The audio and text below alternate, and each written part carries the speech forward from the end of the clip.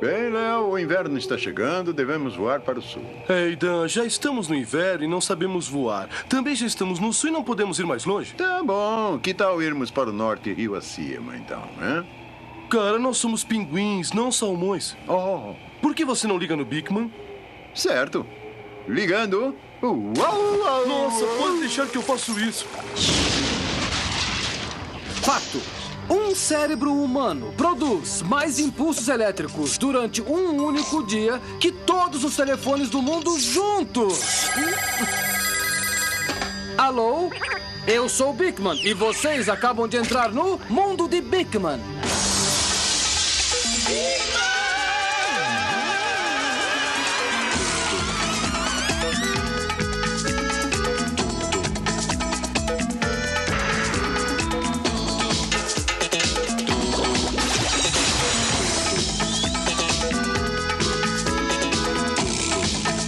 O Mundo de Bigman.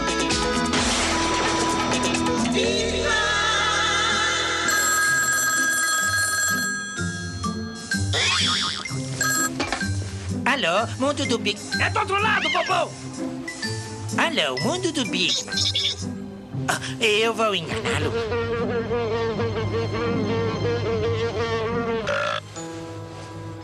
Aqui é o Bigman. Mas é claro, posso responder qualquer pergunta que você quiser. Pode falar.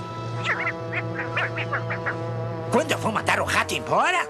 Nunca!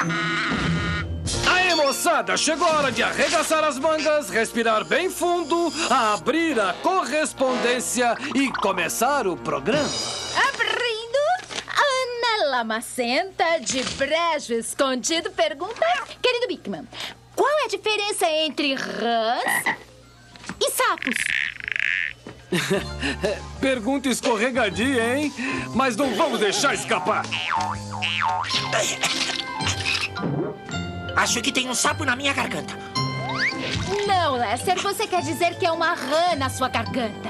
Sapo, rã, é tudo a mesma coisa. Não é mesmo, Lester? Sapos e rãs não são a mesma coisa. As pessoas confundem os dois porque ambos pertencem à mesma classe dos animais vertebrados, os anfíbios. Anfíbios, vertebrados de sangue frio que normalmente depositam seus ovos dentro da água e respiram uma fase larval através de brânquias. Passam por metamorfose e na fase adulta respiram por pulmões. Pulmões. Obrigado, professor Chatoff. O que o nosso bom professor tentou lhes dizer é que os anfíbios são animais que colocam seus ovos dentro d'água, mas, quando adultos, também podem viver na terra. Os sapos e as rãs começam a vida sob a forma de ovos. Eles põem centenas ou até milhares deles. Dos ovos saem os girinos, que vivem na água e respiram por brânquias, igual aos peixes. Mas, à medida que crescem, seus corpos passam por transformações traumáticas. Suas vozes ficam mais graves e passam a ter pelos nas costas? Não, Lester, isso era você quando era criança. Ah, é mesmo. O que acontece com os nossos pequenos girinos é que eles passam por um estranho processo chamado metamorfose. Metamorfose significa mudança. Como quando uma lagarta se transforma em borboleta ou mariposa. Ou quando os girinos transformam-se em sapos ou rãs. Com licença, Bigman. Agora vejam. Primeiro, o girino desenvolve as patas traseiras. Depois, seus pequenos pulmões começam a se desenvolver e se formam as patas dianteiras. Um pouco antes dessa metamorfose, o girino perde as brânquias. Terminado o processo, o bichinho sai da água pela primeira vez. E como agora tem pulmões em lugar de brânquias, consegue respirar na terra. Sua nova vida está começando. Viva! Viva! Ale! Ale! Uma vez na terra, as rãs e os sapos começam a procurar comida. E vocês nem imaginam o que eles usam para caçar. suas longas e exuberantes línguas. Quando os sapos e rãs acham alguma coisa apetitosa, põem pra fora suas línguas pegajosas e na volta sempre há algum bichinho grudado nelas. Agora, meus convidados especiais. Melvin, o sapo, e Peggy Sue, a rã. Sabe, eu fico irritado quando as pessoas confundem sapos e rãs. Isso me deixa muito louco. Eu vou mostrar agora a diferença entre eles.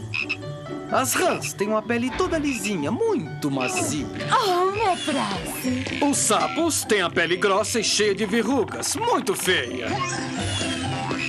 As rãs têm dentes pequenos. Sorria pra nós. Ah, passa amanhã! Deixa pra lá. Os sapos não têm dentes. As rãs têm corpos esbeltos e longas pernas. Os sapos têm corpos atarracados e patas curtas. As rãs vivem na água ou perto dela. Enquanto os sapos vivem na terra. Como conseguem fazer isso o dia inteiro, hein? Temos uma boa alimentação. Mas eu não gosto de comer moscas. Ei, Bigman, como eles conseguem fazer esse barulho? Ótima pergunta, Liza. Você sabe o quanto eu gosto disso? Quando uma rã coacha, o ar entra nas bolsas vocais, que são esses sacos de pele embaixo da boca. Depois, flexionando os músculos da garganta, empurram o ar para as cordas vocais e para dentro dos pulmões. O som é provocado pelo ar passando sobre as cordas vocais. Os machos, tanto dos sapos quanto das rãs, coacham para atrair as fêmeas. Que tal cineminha? Falando em atrair fêmeas, olha só o que o rato trouxe. Oh, nossa. Barabim, barabém, barabig! Não toque nela, vai ficar com verrugas. Que verruga, que isso, nada a ver, Liza. Vocês aí, acham que vão ficar com verrugas se tocarem num sapo ou em uma rã? Os caça-besteiras! Caça-besteira! Essa história de verrugas provavelmente começou porque os caroços da pele dos sapos parecem verrugas. Olha que gracinha! Esta espécie de rã africana é uma das maiores do mundo. A buba aqui tem quase 30 centímetros de comprimento e pesa até 1,5 kg. Mais uma coisa sobre rãs. As rãs e muitas variedades de sapos devem manter a pele sempre úmida, caso contrário, coacham. Quer dizer, morrem. Então, Ana Lamacenta de Brejo Escondido acabou de receber uma aula sobre rãs. E também sobre os sapos. É uma rã. Viva a diferença! Doutora Liza vai lhes dar um conselho. Não saio de casa sem ele! Para com isso! Chegou a hora de calibrar o seu conhecimento. Aqui está pra vocês o mais divertido dos cientistas. O descobridor das charadas. A resposta às suas dúvidas. O grande, o único, o Bigman! Você duvida, eu comprovo. E a gente experimenta.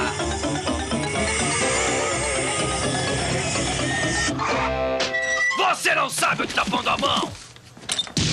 É uma pergunta de Alice Rimmel, de Visão Perfeita. Querido Bigman, para que servem os cílios? É isso. Para que servem os cílios? É fácil. Servem para paquera. Resposta certa. Servem para não deixar entrar sujeira nos olhos. Os homens não paqueram moças que estejam com os olhos sujos. É claro que essa frase não é minha. Aidan, o que há com você? Comigo, eu estou ótimo e lhe agradeço por ter notado. Pergunta: por que pensar muito é tão cansativo? Resposta: acredite se quiser, mas o esforço de se concentrar pode queimar tantas calorias quanto um exercício físico. Pergunta: como se chama o filhote do canguru? É chamado de Joey, que também é o nome de algumas pessoas. Fato rápido. Há uma espécie de esponja, a esponja vermelha, que pode ser quebrada em milhares de pequenos pedaços, sem que a esponja morra. Todos os pedaços voltam a se juntar e a esponja continua como estava antes. Ei, vamos ver se com Lester acontece a mesma coisa! E se os pedaços do Lester não se juntarem de novo? Só um pouquinho! Mas esse é um risco científico que nós devemos correr. Chamando a doutora Liza Roseira. Ei, sou eu! Sim, é você. E estão à sua espera no hospital. Olá, eu sou a doutora Liza e vou lhes dar o meu conselho de hoje. Nunca, mas nunca mesmo embarquem como clandestinos em um míssil intercontinental.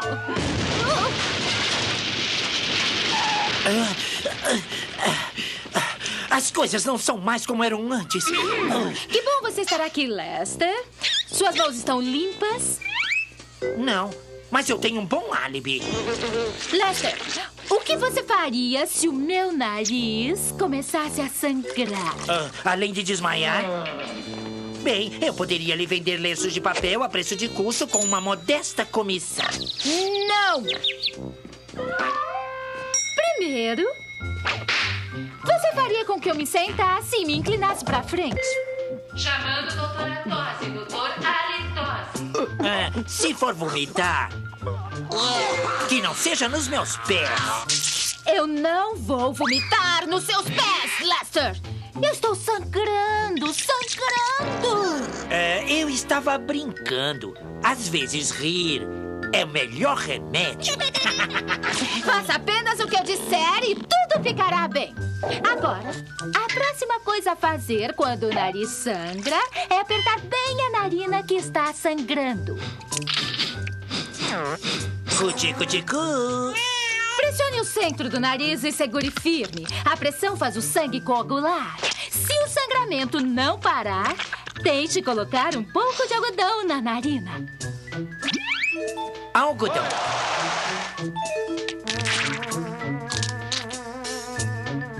E depois pressione novamente. É importante permanecer sentado e continuar pressionando a narina. Não se movimente, não fale e não assoe o nariz, senão assoará o sangue coagulado.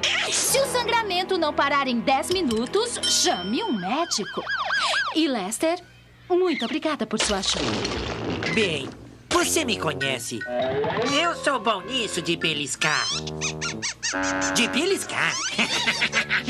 E a seguir, sensacionais informações sobre o plástico.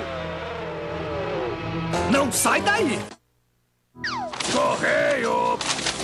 Eu descarto esta pequena carta, mas ela vem e descarta. É uma carta de Flávia Molde de Invenções Modernas. Ela pergunta: querido Bigman, poderia me dizer como se faz plástico? Bela pergunta, Flávia. Vamos agora saber tudo sobre plásticos. O segredo do plástico consiste em reunir moléculas e formar macromoléculas encadeadas, chamadas polímeros. Polímeros? Sim, polímeros. Vamos recapitular.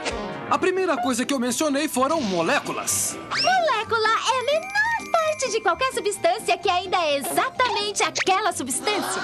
Vamos lembrar, as moléculas são formadas por átomos que se juntam para formar uma nova substância com novas características físicas. Atenção! Se temos dois átomos de um gás chamado hidrogênio e os combinamos com um átomo de um gás chamado oxigênio, o resultado será uma molécula de um líquido conhecido como água. Quer dizer que é possível combinar dois gases para formar um líquido? Exatamente. Bem, isso é interessante porque quando eu bebo dois tipos de líquido, como refrigerante e molho de feijão, eles também se transformam em gases. Obrigado pelo exemplo. Muito bem. As propriedades físicas das coisas mudam quando mudamos as moléculas. As moléculas individuais também são chamadas de monômeros.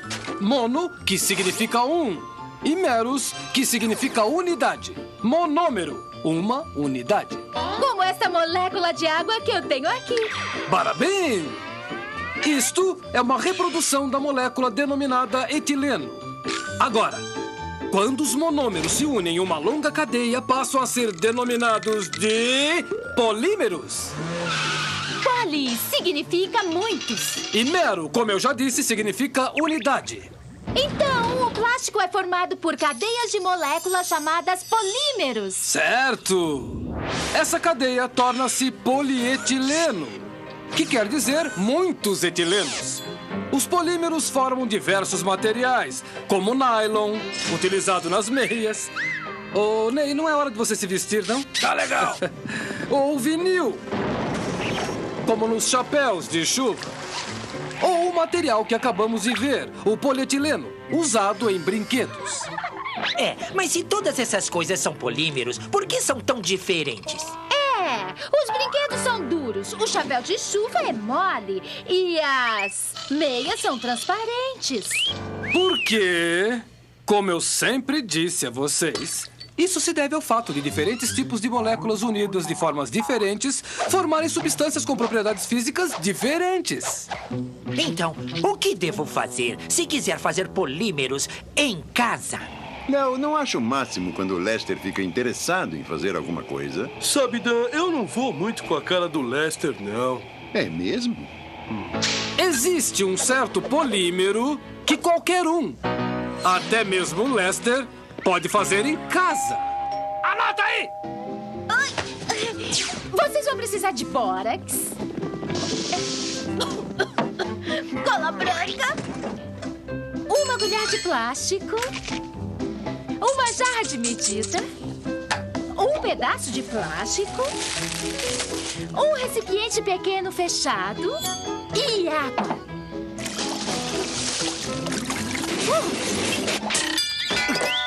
Se você for fazer algumas das nossas experiências, solicite sempre a presença de um adulto e siga rigorosamente as nossas instruções. E, sobretudo, tome cuidado.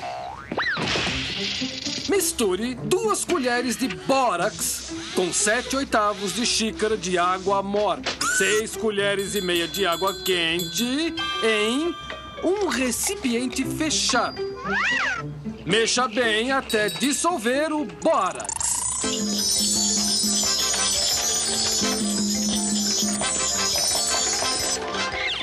Agora, coloque 2 colheres de cola branca dentro da jarra.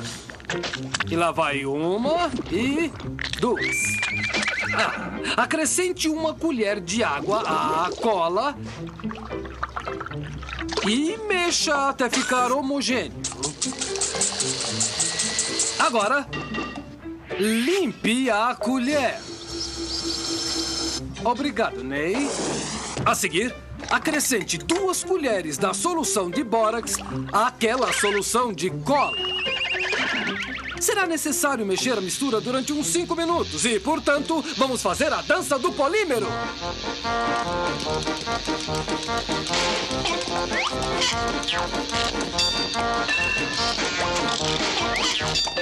Acabaram 5 minutos! Agora, coloque toda a mistura na folha de plástico.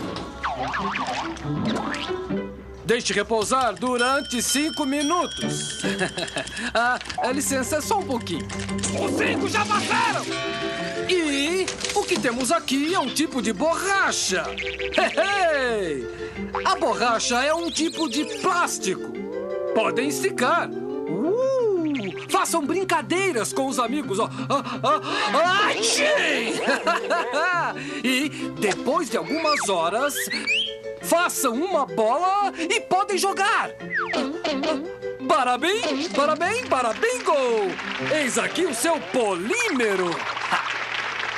Bem, se eu soubesse que fazer com ingredientes domésticos um polímero tipo borracha que pula como uma bola iria merecer tantos aplausos, já teria feito isso há muitos anos.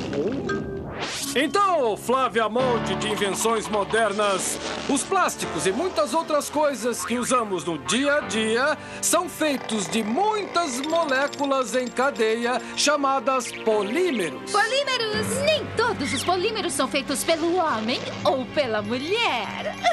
Alguns são feitos por animais. Não fique contando ovelhas. Qual é o polímero feito por animais? É isso aí! A lã! A lã vem da ovelha, que é o único animal que fica bonito de malha. E agora chega de lã. O tempo esgotou. Até a próxima! No mundo de Bigman. Se o Bickman é tão inteligente Sim. e a Liza tão inteligente, Sim. então por que o Lester não é inteligente? Bem, sabe, Dan, alguém tem que ser o boboca, entendeu? Ah, como um de nós? Exatamente. Ah, e qual de nós é o boboca, hein? O que falar por último? Hã?